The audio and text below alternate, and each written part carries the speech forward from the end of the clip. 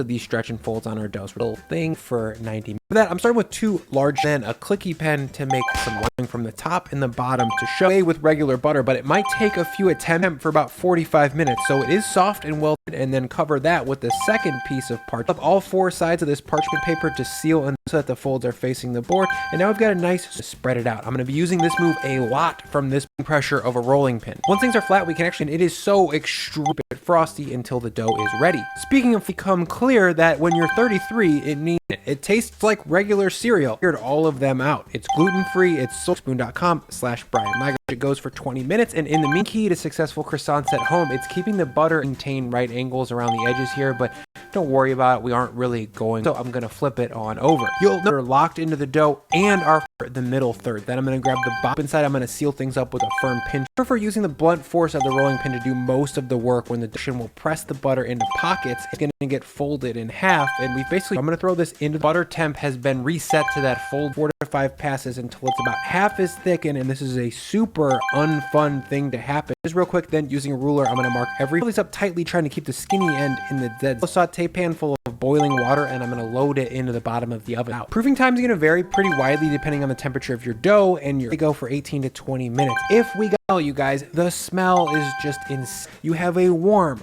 fresh, flaky butter.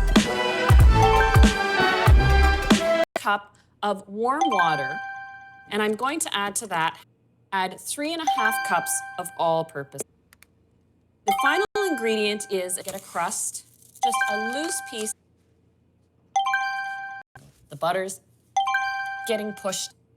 And with this second fold, you will feed carbon dioxide out of the dough, and that forces the over knockdown comes from in size. And you can see all. Open it the notch a little bit, and with is a classic croissant.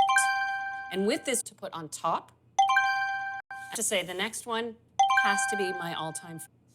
And then just 2 teaspoons of a bit of that almond paste in it. Now, the last style is pain au chocolat, curving or shaping. You don't have to do. So I have my rack by the oven, but they are well worth the effort. And now for the yeast. This is actually kill yeast activity. After stick a little at the bottom, you know it's fully yeast. Just a loose piece of plastic. It's flexible. And what's important is that first